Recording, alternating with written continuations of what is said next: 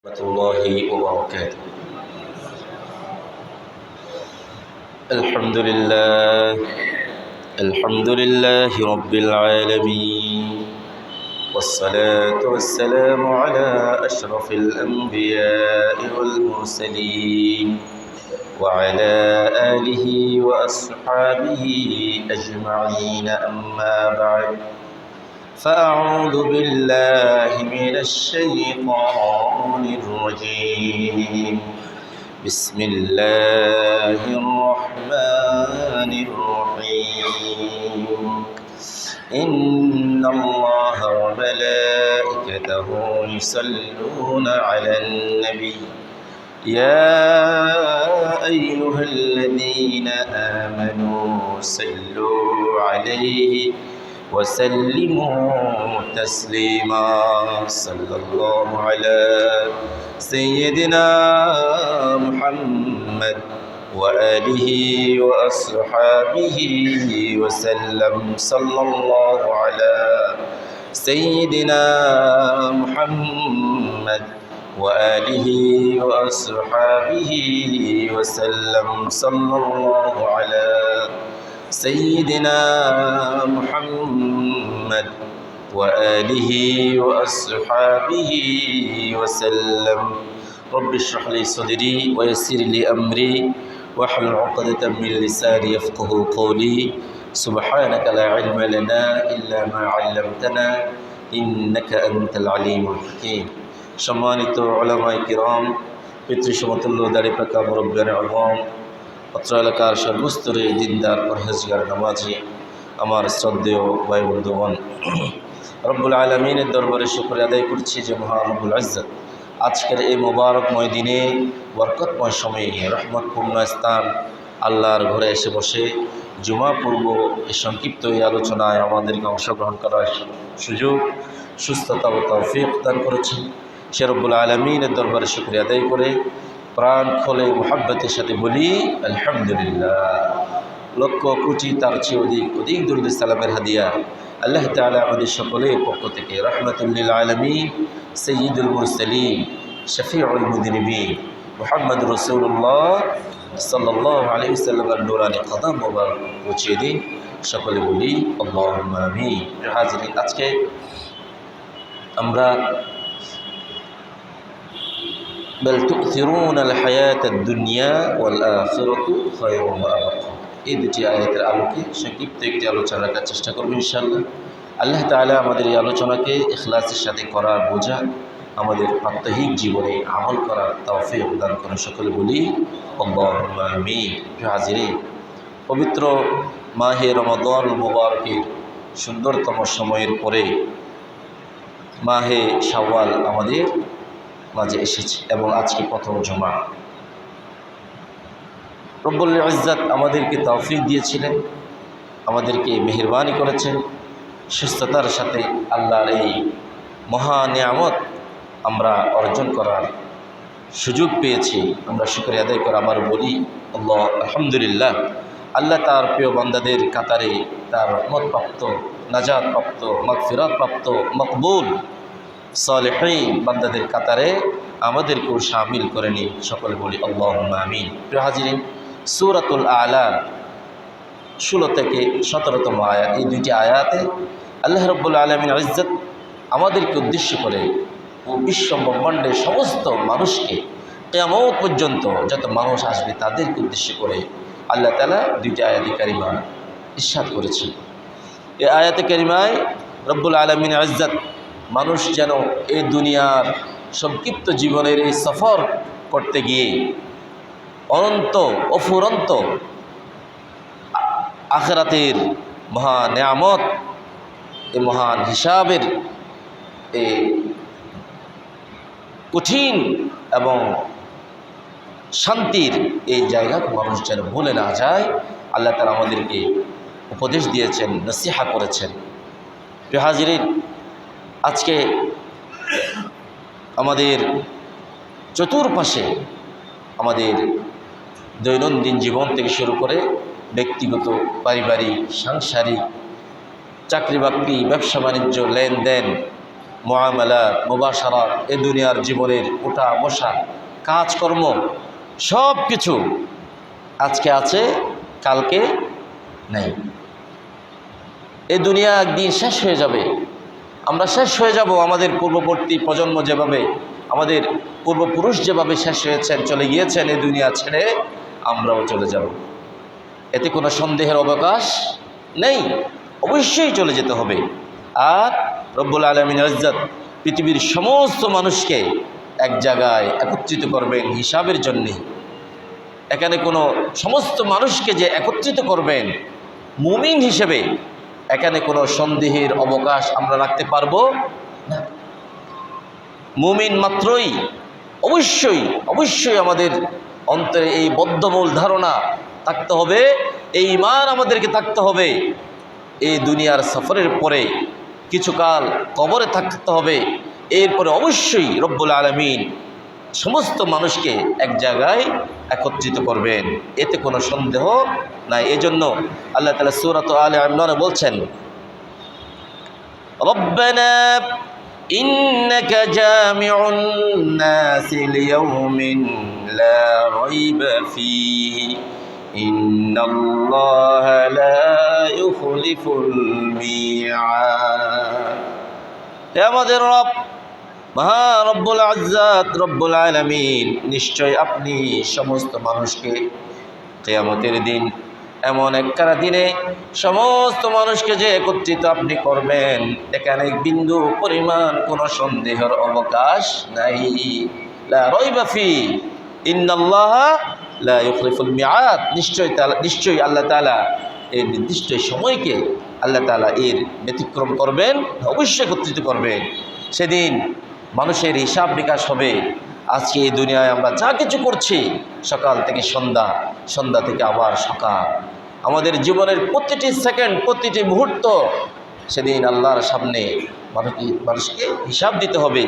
সেখানে দুটি ফরিকা, দুটি জামাত, দুটি দল হয়ে যাবে। এক দল হবে জাহান্নামী আসহাবুন নার, আরেক দল হবে আসহাবুল জান্নাহ। একদল হিসাব নিকাশের এই কঠোরতায় ধরা পড়ে যাবেন, আরেক দল হিসাব নিকাশের এই সময়ে আল্লাহর রহমতপ্রাপ্ত হয়ে মুক্তিপ্রাপ্ত হয়ে যাবেন। যেন একদল হচ্ছে আসহাবুন নার, আরেক দল হচ্ছে আসহাবুল জান্নাত। জন্য আল্লাহ তাআলা কোরআনে কারিমে এক জায়গায় বলেছেন লা ইস্তাওয়ি আসহাবুন নারি ওয়া আসহাবুল জান্নাহ আসহাবুল জান্নাতি হুমুল ফাইজুন। রব্বুল আলামিন বললেন, পৃথিবীর জমিনে মানুষের আমলনামাকে কেন্দ্র করে সেদিন একদল হবে আসহাবুন নার, আরেক দল হবে আসহাবুল জান্নাহ। একদল হবে জান্নাতি, আরেক দল হবে জাহান্নামী। যারা জান্নাতি হয়ে যাবে তারাই সফল কাম হয়ে যাবে, তারাই কৃতকার্য হয়ে যাবে, সাকসেস হয়ে যাবে। এই মানুষগুলি সফল, যারা জান্নাতি হয়ে যাবে তারাই সফল হয়ে যাবে, আল্লাহর পক্ষ থেকে রহমত প্রাপ্ত হয়ে রব্বুল আলামিনের জান্নাতে তারা চলে যাবে। আসহাবুল জান্নাহ হুমুল ফাইজুন। আমরা আল্লাহর কাছে দোয়া করি, আল্লাহ তাআলা আমাদের সকলকে যেন সে আসহাবুল জান্নাতি, জান্নাতের দলের, জান্নাতের এই রহমত প্রাপ্ত, মাগফিরাত প্রাপ্ত জান্নাতের এই দলে আল্লাহ তাআলা আমাদের সকলকে যেন শামিল করে নেন। সকলে বলি আল্লাহুম্মা আমিন। প্রিয় হাজির, এই জন্য আমাদের আমল, যে রমাদান মোবারক এক মাস চলে গেল, আমরা এই মাসে খুব ভালো ছিলাম, নামাজি ছিলাম, পরহেজগার ছিলাম, দিনদার ছিলাম, হালাল হারাম ফরক করে চলেছিলাম, এই ভালো মন্দ আমরা হিসাব করে চলতাম, আজান দিলেই মসজিদে চলে আসতাম, এরপরে আমরা সমস্ত কিছু ভালো আমলের ভিতরে ছিলাম। রমাদান চলে যাওয়ার পরে আমরা যেন আমল শূন্য হয়ে না যায়। প্রখ্যাত আলেম মিশর আল হাফি রহিমাহুল্লাহ তাআলা, তাকে বলা হলো, পৃথিবীতে এমন কিছু মানুষ আছে যারা রমাদান মোবারকে কঠোর সাধনা করে, কঠোর পরিশ্রম, ইবাদত বন্দেগী সমস্ত কিছু করে, কিন্তু রোজার পরে তারা আমলগুলি ছেড়ে দেয়। তিনি বললেন, এরা কতই না খারাপ এই লোক, যারা কেবল রমজানেই, রমাদান মোবারকেই শুধুমাত্র আল্লাহকে চিনেছে। আল্লাহ তাআলা আমাদের হেফাজত করুন, বলে আল্লাহুম্মা আমিন। ইমাম আল হাসান আল বসরি রাহিমাহুল্লাহ তাআলা তিনি বলেন, মুমিনের আমলের কোনো সময়সীমা নেই। এই যে রমাদান আসছে, এটি মুমিনের জন্য অপরচুনিটি, এক্সট্রা অফার, একটা সুযোগ আরও বেশি আমল বেশি করে করার জন্যে। মুমিনের শুধুমাত্র রমাদানে ইবাদত বন্দি করবে, এরপরে সে আবার ইবাদত থেকে গাফিল হয়ে যাবে। মুমিনের জন্য এই ধরনের কোনো নির্দিষ্ট সময় সীমা রাখা নেই। এজন্য এটা বলার পরে তিনি আল্লাহর কোরআনের মানুষকে নসিহা করতে গিয়ে মানুষের সামনে রব্বুল আলামিনের সূরাতুল হিজর 99তম আয়াত তিনি মানুষের সামনে উপস্থাপন করে তাদেরকে উপদেশ দিলেন। তিনি বললেন, আল্লাহ তাআলা বলেছেন, ওয়াবুদ রাব্বাকা হাত্তা ইয়াতিয়াকাল ইয়াকিন, তুমি রব্বুল আলামিনের তোমার রব্বুল আলামিনের ইবাদত করতে থাকো হাত্তা ইয়াতিয়াকাল ইয়াকিন, তোমার মৃত্যু আসা পর্যন্ত। শুধুমাত্র নির্দিষ্ট সময়, নির্দিষ্ট উৎসব, নির্দিষ্ট মাস কিংবা দিনে তোমার ইবাদত হবে না। শুধুমাত্র জুমার নামাজের দিন জুমার নামাজ পড়লাম আর কিছু নাই। শুধুমাত্র রমাদানুল মুবারকে 5 ওয়াক্ত নামাজ পড়লাম, এরপর আর নাই ব্যবসা বাণিজ্য কাজকর্মে ব্যস্ততা, আমার নামাজের সময় নাই, আমার হালাল হারাম বোঝার সময় নাই, আমার ভালো মন্দ ফরক করে চলার সময় নয়। আল্লাহ তাআলা বললেন, মুমিনের জন্যে শুধুমাত্র নির্দিষ্ট সময়ে, নির্দিষ্ট দিনে, নির্দিষ্ট সময় আল্লাহর ইবাদত করবে এমন নয়, সে তার মৃত্যুর আগ পর্যন্ত তার সম্ভব অনুযায়ী, তার চেষ্টা অনুযায়ী সে আমলে সালিহাত করে যাবে, সে আমল করে যাবে। এই জন্য রাসূলুল্লাহ সাল্লাল্লাহু আলাইহি ওয়াসাল্লাম বলেছেন, তিনি ইরশাদ করেছেন, সাদ্দিদু ওয়াকারিবু ওয়া আন্না আহাব্বাল আমাল ইলাল্লাহ আদওয়ামুহা ওয়া ইন কাল্লা। সম্মানিত মুসল্লিন কিরাম, মুরব্বির আযম, আল্লাহ রাসূল সাল্লাল্লাহু আলাইহি ওয়াসাল্লাম বললেন, তোমরা শরীয়তের উপরে নির্ভুলভাবে চলার চেষ্টা করো, যতটা সম্ভব তার কাছাকাছি তোমরা চলে যাও। ওয়াকারিবু, আল্লাহর কাছাকাছি চলে যাও আমালে সালিহাতের মাধ্যমে। এরপরে তিনি বললেন, রব্বুল আলামিনের কাছে, আল্লাহর কাছে সবচেয়ে প্রিয় হচ্ছে ওই আমলগুলি যেগুলি ধারাবাহিকভাবে করা হয়।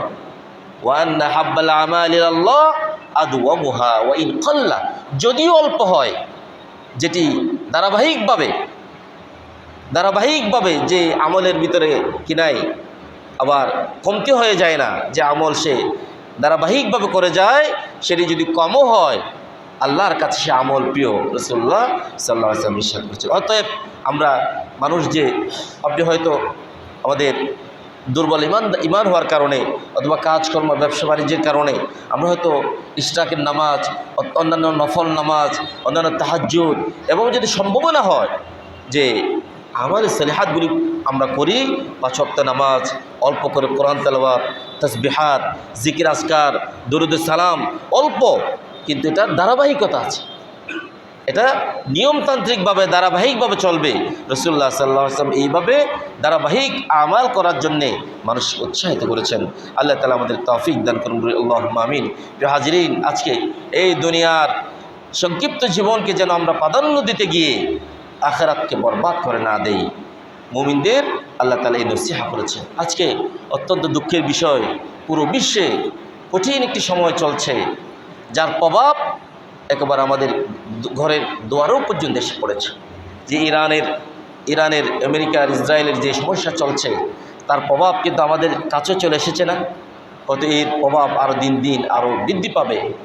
তাহলে আজকে যদি আমেরিকাকে প্রশ্ন করা হয়, তোমরা আফগানিস্তান ধ্বংস করেছো, ইরাক ধ্বংস করেছো, সিরিয়া ধ্বংস করেছো, ফিলিস্তিন ধ্বংস করেছো, ইরানের উপর শুধু তোমরা এই ধরনের কাজ করে যাচ্ছ, তোমাদের উদ্দেশ্য কী? শুধুমাত্র কোন উদ্দেশ্য নয়, শুধুমাত্র এই পৃথিবীতে যেন তারা সাম্রাজ্যবাদী, তাদের শক্তি সামর্থ্যকে আধিপত্যবাদ যাতে তারা প্রতিষ্ঠা করতে পারে, এই শুধু উদ্দেশ্য, আর কোনো উদ্দেশ্য না। তাহলে তাদের কী কম আছে? তারা শুধু কেন আমার উপর, আপনার উপরে, আরেকজনের উপরে, নিরীহ মানুষের উপর আক্রমণ করবে? কি উদ্দেশ্য? শুধুমাত্র আধিপত্যবাদ, এই জুলুম, অত্যাচার, সমস্ত কিছু যেন তাদের উপরে আল্লাহর গজব হয়ে নাজিল হোক। সকল বলি আল্লাহুম্মা আমিন। আপনারা দেখেছেন ভেনেজুয়েলার প্রেসিডেন্টকে পাখির মতো করে তুলে নিয়েছে একজন প্রেসিডেন্ট, একটি স্বাধীন সার্বভৌম রাষ্ট্রের প্রেসিডেন্টকে আমেরিকা চাইলেও সে পাখির মতো করে বন্দি করে তুলে নিয়ে গেল, কেউ কথা বলল না। পৃথিবীতে যারা মানবাধিকারের কথা বলে, শান্তির কথা বলে, আমাদেরকে সবক দিতে চায়, তারাই সবচাইতে মানবাধিকারের হরণের, হিউম্যান রাইটসের সবচেয়ে বেশি লঙ্ঘন তারাই করে, ঠিক না বলে? কিউবার খবর আপনারা জানেন। ফিলিস্তিনে অথবা ইরানে তারা মিসাইল ছুটছে, রকেট ছুটছে, ধ্বংস করছে। কিউবাতে তারা কি করেছে? কিউবার সমস্ত ইলেকট্রিসিটি, সমস্ত গ্যাস, সমস্ত জ্বালানিকে তারা ধ্বংস করে দিয়েছে। পত্রিকা এসেছে, নিউজ এসেছে, শিশু নবজাতক এইমাত্র জন্মগ্রহণ করেছে, এরকম অসংখ্য শিশু ভেন্টিলেটরও আছে, লাইফ সাপোর্ট আছে, আইসিইউতে আছে। এগুলি তো আর বিদ্যুৎ ছাড়া সম্ভব নয়।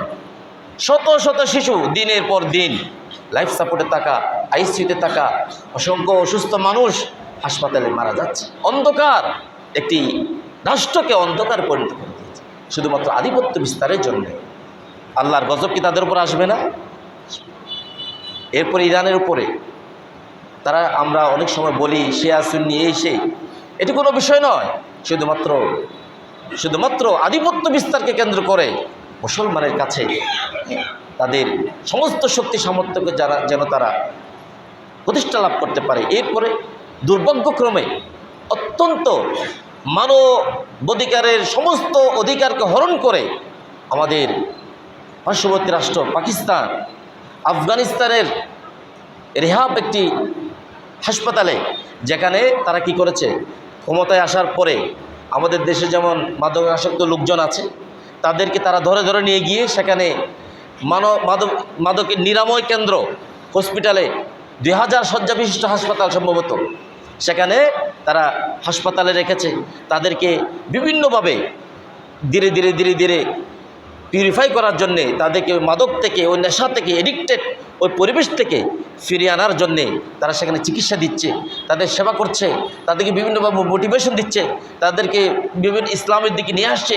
এই ধরনের মাদক আসক্ত, অসুস্থ এরকম একটি হাসপাতালে কদরের দিন পাকিস্তান হামলা চালালো, শত শত মানুষ মারা গেল। নাউজুবিল্লাহ। এটি কোনো সভ্য, বিবেকহীন, বিবেকসম্মত, বিবেকবান কোনো মানুষ কি এই ধরনের আচরণ করতে পারে? এগুলি কেন? শুধুমাত্র দুনিয়াকে তারা প্রাধান্য দিতে গিয়ে। অথচ এই দুনিয়ায় কি সারা জীবন তারা থাকতে পারবে? এই যে জর্জ বুশ অথবা বাইডেন বলেন, ওবামা বলেন, এই যে ট্রাম্প বলেন, অথবা আরও যারা এই যে নেতানিয়াহু, অথচ এই যারা আছে, তারা কি এই পৃথিবীতে সারা জীবন থাকতে পারবে? তাদের চাইতে বড় বড় সুপ্রিম পাওয়ারের মানুষজন যারা এই পৃথিবীতে ছিল, তারা কি পৃথিবীতে সারা জীবন থাকতে পেরেছে? পারেনি। বড় আফসোসের বিষয়। এজন্য আল্লাহ তাআলা আমাদেরকে উদ্দেশ্য করে আমরা যেন পথহারা হয়ে না যায়, এই দুনিয়ার মোহে পড়ে আমরা যেন বিপদগামী হয়ে না যাই, আল্লাহ তাআলা আমাদেরকে বলছেন, বাল তু'থিরুনাল হায়াতাদ দুনিয়া ওয়াল আখিরাতু খায়রুন ওয়া আবকা। রব্বুল আলামিন পৃথিবীর মানুষকে উপদেশ দিয়ে, নসিহত দিয়ে সতর্ক করে বলছেন, তোমরা এই দুনিয়ার জীবনকে প্রাধান্য দিয়ে দিচ্ছ। এই দুনিয়ার জীবনের একটু আধিপত্যবাদ, একটু শক্তি, একটু ভালো থাকা, একটু তোমার ফ্যামিলিকে ভালো রাখার জন্যে তুমি তোমার অফুরন্ত আখিরাতকে ধ্বংস করে দিয়ে, তোমার অফুরন্ত জীবনের এই মহাকালের আখিরাতকে ধ্বংস করে দিয়ে দুনিয়ার জীবনকে তুমি প্রাধান্য দিয়ে দিচ্ছ। অথচ ওয়াল আখিরাতু খায়রুন ওয়া আবকা, অথচ আখিরাত হচ্ছে তোমাদের জন্য উত্তম এবং চিরস্থায়ী। সে আখিরাতের শেষ না, ইন্নাদ দুনিয়া ফানিয়া ওয়াল আখিরাতু বাকিয়া। দুনিয়া শেষ হয়ে যাবে কিন্তু আখিরাতের শেষ নাই। এজন্য আল্লাহ রাব্বুল আলামিন ইজ্জত রাসূলুল্লাহ সাল্লাল্লাহু আলাইহি ওয়াসাল্লামকে বলছেন, ওয়ালাল আখিরাতু খায়রুল লাকা মিনাল উলা। হে রাসূল, আপনি জানুন এবং আপনার উম্মতদেরকে বলে দিন, আল্লাহ রাব্বুল আলামিন তোমাদের উপরে নির্দেশ দিয়েছেন এই দুনিয়ার জীবনকে পেতে গিয়ে যেন আখিরাতকে ধ্বংস করে না দেয়, কারণ এই দুনিয়ার জীবনের চাইতে উত্তম হচ্ছে আখিরাতের জীবন। আখিরাতের এই জীবন যেন আমরা ধ্বংস করে না দেই। অতএব আমরা আমাদের জীবন চলার পথে একেবারে ব্যক্তিগত জীবন থেকে শুরু করে আপনার নিজের ব্যক্তিগত জীবন থেকে ব্যক্তিগত জীবন, পারিবারিক জীবন, সাংসারিক জীবন, চাকরি বাকরি, ব্যবসা বাণিজ্য, লেনদেন, আচার আচরণ, আমাদের অফিসে, আমাদের কর্মক্ষেত্রে আমরা যেন এটা বলে না যাই এ দুনিয়া আমাদের জন্যে চিরস্থায়ী নয়, এই দুনিয়ার সফর শেষ করে অফুরন্ত একটি জীবন আমাদের জন্য অপেক্ষা করছে। আল্লাহ তাআলা সেই অফুরন্ত জীবনের জন্য প্রস্তুতি গ্রহণ করার সেই তৌফিক আল্লাহ তাআলা আমাদের সকলকে দান করে। সকল বলি আল্লাহুম্মা আমিন। তাহলে আমাদের করণীয় কী হবে? আমাদের আমালে সালিহাতগুলি কন্টিনিউয়াসলি ধারাবাহিকভাবে অবিরত আমাদের চালিয়ে যেতে হবে এবং আল্লাহর কাছে দোয়া করতে হবে, বেশি বেশি দোয়া করতে হবে। আল্লাহ তাআলা যেন আমাদেরকে হেদায়েতের উপর রাখেন, হেদায়েতের পথ থেকে যেন বিচ্যুত করে না দেন এবং মৃত্যুর আগ পর্যন্ত যেন দ্বীনের উপরে, ইসলামের উপরে, ঈমানের উপরে, হেদায়েতের উপরে আল্লাহ তাআলা যেন আমাদেরকে অটল এবং অবিচল রাখেন। সকলে বলি আল্লাহুম্মা আমিন। প্রিয় হাজিরিন, আজকে ঈদের পর থেকে চারিদিকে শুধু মৃত্যুর সংবাদ আসছে। আপনারা দেখছেন গত কয়েকদিন আগে দৌলতদিয়া যে পদ্মার সেই ঘাটে যে একটি বাস পড়ে গেল, দেখেছেন না সবাই? যে বাসটি পড়ে গেল, সেখানে 50 জন যাত্রী ছিল। এই পর্যন্ত 17-18 জনের লাশ এসেছে, প্রায় 30 জনের উপরে নিখোঁজ, কয়েকজন আল্লাহর রহমতে বেঁচেও গিয়েছেন। এরপরে গতকালকে ঢাকার থেকে 2 জন পর্যটক কক্সবাজার আসছে, আমাদের চোখে পর্যন্ত এসেছে, অ্যাক্সিডেন্ট করে জায়গায় ইন্তেকাল করছে। এরপরে অত্যন্ত মর্মাহত আমরা দোয়া করছি, ঢাকার উত্তরার একটি জামিয়ার একজন শাইখুল হাদিস, প্রধান মুফতি, ওর একজন আলেম, প্রখ্যাত ব্যক্তি, উনি গ্রাম থেকে সস্ত্রীক সপরিবার, ছেলে আছে, মেয়ে আছে, স্ত্রী আছে, কারে ছিলেন, আসছেন, আসার পথে বাসের সাথে সংঘর্ষ, ড্রাইভার জায়গায় ইন্তেকাল করেছেন, আর তিনি, তার স্ত্রী, 2 ছেলে মেয়ে হাসপাতালে নেওয়ার পথে, পুরো পরিবার একসাথে শেষ। নাউযুবিল্লাহি। আল্লাহ তাআলা এই ধরনের মুসিবত থেকে আল্লাহ তাআলা আমাদেরকে হেফাজত করুন। এই ধরনের অ্যাক্সিডেন্ট থেকে, প্রাকৃতিক দুর্যোগ থেকে, হঠাৎ মৃত্যু থেকে, সকল প্রকার মুসিবত থেকে, দুর্ঘটনা থেকে আল্লাহ তাআলা আমাদের সকলকে, পরিবার পরিজনকে, মুরব্বিয়ে আযমকে, আমাদের দেশবাসীকে আল্লাহ তাআলা হেফাজত করে। সকল বলে আল্লাহুম্মা আমিন। আমাদের এই দেশকে আল্লাহ তাআলা সকল প্রকার মুসিবত থেকে, সকল প্রকার এই ধরনের অঘটন থেকে আল্লাহ তাআলা সকলকে, আমাদের সকলকে, দেশবাসীকে আল্লাহ তাআলা হেফাজত করুন। আল্লাহুম্মা আমিন। ওয়া আখিরু দাওয়ানা আলহামদুলিল্লাহি রাব্বিল আলামিন। সুবহানাকাল্লাহুম্মা ওয়া বিহামদিকা আশহাদু আল্লা ইলাহা ইল্লা আনতা আস্তাগফিরুকা ওয়া আতুবু ইলাইক।